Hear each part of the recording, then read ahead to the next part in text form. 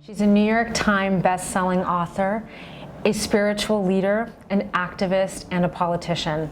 She is now running for President of the United States. Please welcome Marianne Williamson to Chica. Welcome, Marianne. Thank you. Thank you for coming and talking to People Chica. Thank you for having me. And we wanted to start our questions going back to the beginning, as they say, talking a little bit about your childhood.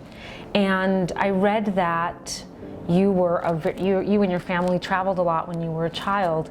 And how do you think that being a well-traveled child made you a person different from those around you? How did it inform your perspective? I was born and raised in Houston, Texas, and my father was an immigration lawyer. And the plight of the immigrant was always very central, obviously, to the stories of my family. And I was raised going to the ceremonies where people would be becoming citizens.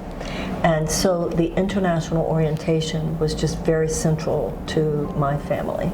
And my own grandparents had come through Ellis Island, and my parents wanted us to see the world. They had a very strong sense of the need of Americans to know more of the world than just this country. So my parents were world travelers. We went all over the world. During the summers, they would take us to travel. And my father always said that people would say to him, "Why are you doing this? Your kids are too young, they'll never remember it." And he would say, "It will get under their skin." And it definitely got under my skin. I'm definitely a different person than I would have been.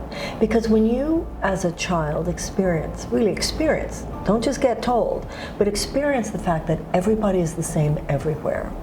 And also, I remember when I was a little girl, when we were behind the Iron Curtain, when we were in Russia, the Russians loved children, at least they did, and how nice. And so there were countries where they were actually made a bigger deal about me as a little girl than they did at home. So there was a lot of propaganda I never bought. There was a lot. My father they even took us to Vietnam in 1965 to Vietnam, to Saigon, to see war. My father used to say, "There's just a lot." I feel there's a lot of propaganda. There's a lot of desensitization to the plight of people in other places that just doesn't penetrate my consciousness, and never did, because I knew better even as a child. People are the same everywhere, that's number one. And number two, wherever they are, they're not that far away. So true. And so you said he took you to Russia. You got to see the homeland where his parents didn't see it that way, because I remember the story of my grandparents didn't understand why they would want to go there, because my grandparents' generation had come to this country escaping persecution. That's right. When I was growing up in the 80s, I remember it was important to be civic bound, and there were even course classes that I think in high school that there were civics classes, and I remember also just over the years how less and less attention has been paid, to your point, to the idea of the collective good and the way one should behave and should be thinking about one's behavior in public and as part of the collective. What are some of the forces that you think have gotten in the way of that connection between the individual and the collective? They've mainly been economic forces. But first I want to say something about what you just mentioned. There are 11 states in the United States that don't even require half a year of civics and American history and government. This is so dangerous, because if you don't, as a child, learn about what the Bill of Rights is, you don't know as an adult to be horrified when it's under assault. So what you were talking about, it all starts with children, everything. When you're talking about some of the changes that I would want to institute, a lot of it has to do with a massive realignment of investment in the direction of children. What got us here, however, a lot began in the 1980s with the idea promulgated and given political force that the U.S. corporation, the short-term profits for the U.S. corporation, should be the primary organizing principle for our society. That's very different than democracy being your organizing principle. That's very different than a government of the people, by the people, for the people being your organizing principle. That's very different than our taking care of each other being the organizing principle. So as soon as we bought into this idea of trickle-down economics, that the only responsibility of the corporation should be fiduciary responsibility to its own stockholders, given that that means even at the expense of the worker and the community and the environment, You could say that from there all hell broke loose, because it not only has not trickled down and lifted all boats, it has left millions of people without even a life vest, to the point where we have the largest income inequality that we've had in almost 100 years. 1% of Americans own more wealth than the bottom 90%, which is both immoral and unsustainable. And you have millions and millions of people living in chronic economic anxiety. Now, when you talk about how people have become, this rugged individualism has become rugged narcissism, but to a great extent, people are just too tired. When people have to have to work 2 and 3 jobs a day just to make ends meet, they come home, they're too tired to really be there for their spouse the way they ordinarily would. They're too tired to be there to read the bedtime story for the kids the way they might otherwise. They're stressed, they're anxious, they don't know what's going to happen if they get sick, they don't know what's going to happen if their kids get sick, they don't know how they'll possibly send their kids to college.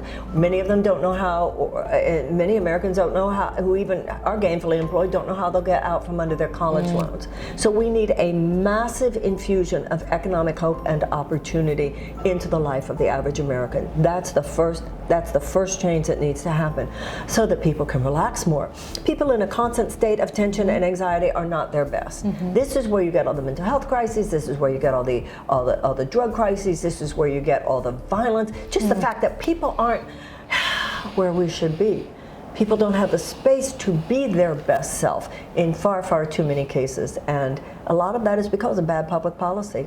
So interesting that you draw that connection, because my friends and I, many of whom are in the media, constantly talk about the dizzying pace at which we're working, where it's work, work, work, some more work, work, work, and the fear of losing one's job because That's of right. the disaster that spells out for healthcare. And we know what's happened in corporate America, that they thought they could get fewer people, so they've got fewer of you, and they're giving you more work. That's right. I mean, this is America today. And so this means less time with your family. And it just goes from there. It just goes from there. It just goes from there. And constant disarray within the teams that you in the corporate setting.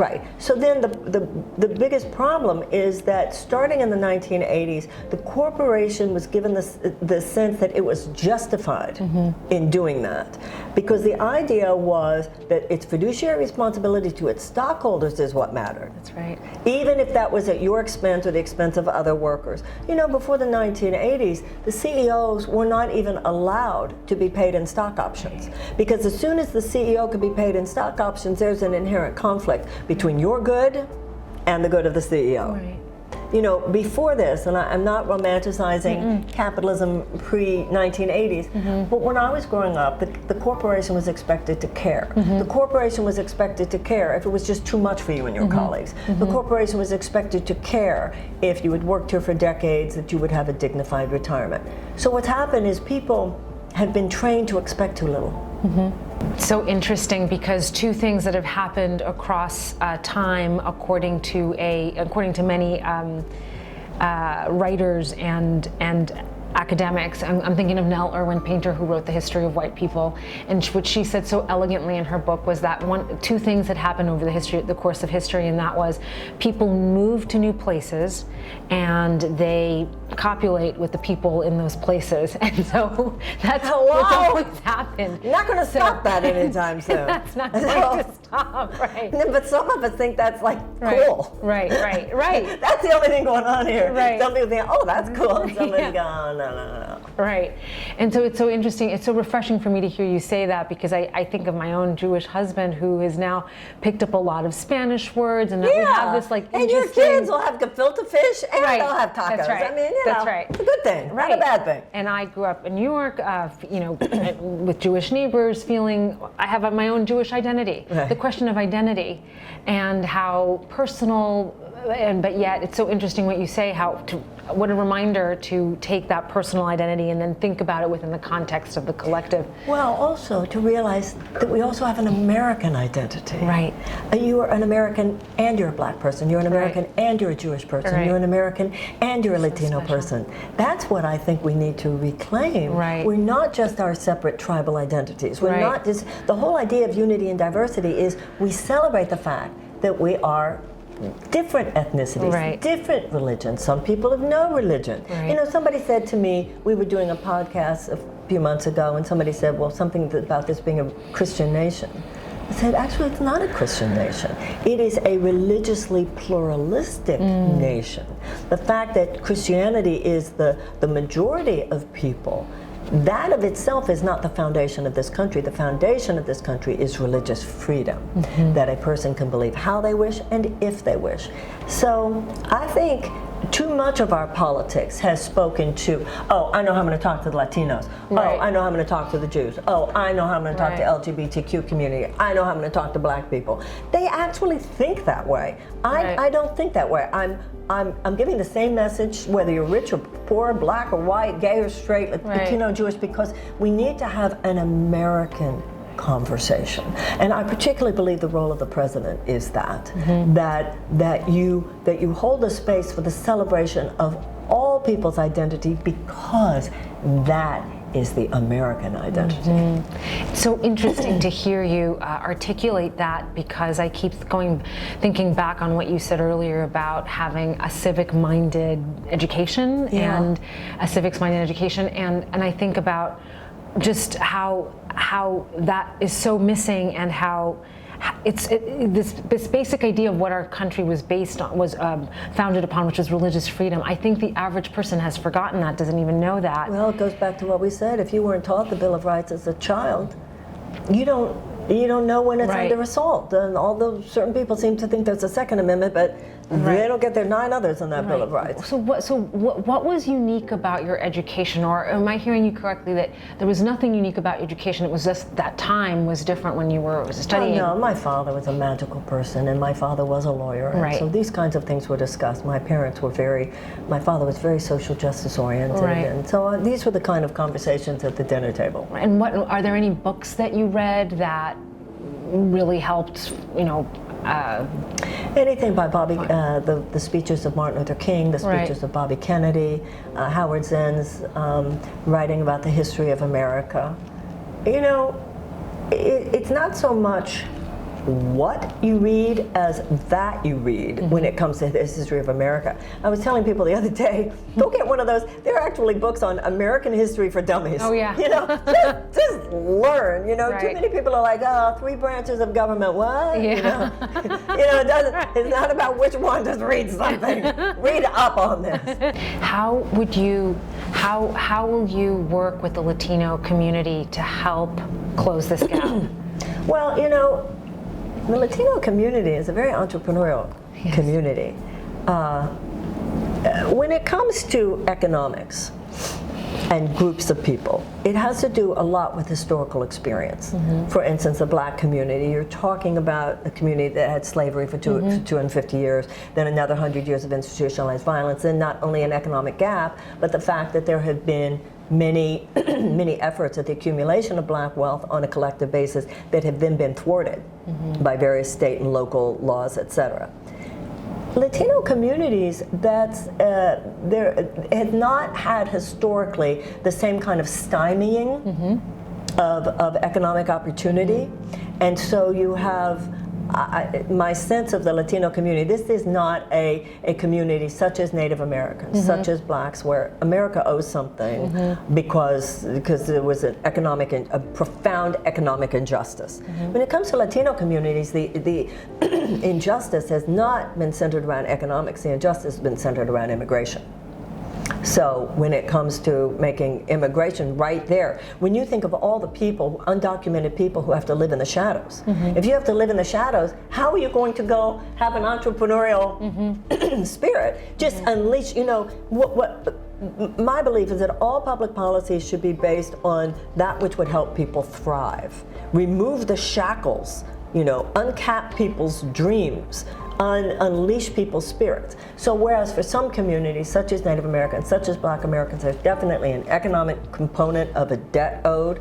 With the Latino community, when Latino community has, when you look at some Latino communities, everything from Univision to just walk around Miami. Yeah. That's not where your systemic injustice lies. Your systemic injustice lies in the issues of immigration and the undocumented. Right. It's going to take a full 20 years to have the kind of massive level of societal repair that we wish. But we can begin the season of repair, and we can address all of these to the best of our ability. Not all of it will be on the level of public policy, but we can begin the journey. Last question. In tough times, people look at history to find answers for the way forward. Is there any history lesson that inspires you in particular? In 1776, some very brave men signed the document called the Declaration of Independence. The Declaration of Independence, I say they were brave because if they had lost the war, all of them would have been executed as traitors. And with the signing of the Declaration of Independence, they established for this country the most enlightened and aspirational principles that had ever formed the core of a nation. That's where it started. But that's also where it became deeply problematical, because out of the 56 of them, 41 of them were slave owners. So that characterological dichotomy is baked into the cake here. That characterological bipolarity is part of the American DNA, that we are both. That we are both the country that holds the space for the greatest human possibility, and that we have been, from the beginning, in every generation, including our own, contained forces that would do the most violent transgression, perpetrate the most violent transgression against the principles on which we purport to stand. Every generation writes its own chapter in this ongoing story. What has inspired me is the generations that have stood up. The abolitionists' response to slavery, the women's suffragettes' response to the oppression of women, the civil rights movement, the response to segregation and institutionalized white supremacy. The way I look at it, we're not the first generation to be dealing with these quite terrible assaults on our democracy. Let's just not be the first generation to wimp out on doing what it takes to put our country back on track. Thank you so much. What an amazing conversation. Oh, thank you. And we will keep watching your campaign thank you and so hope much. to see you much more involved. So thank you. Thank you so much.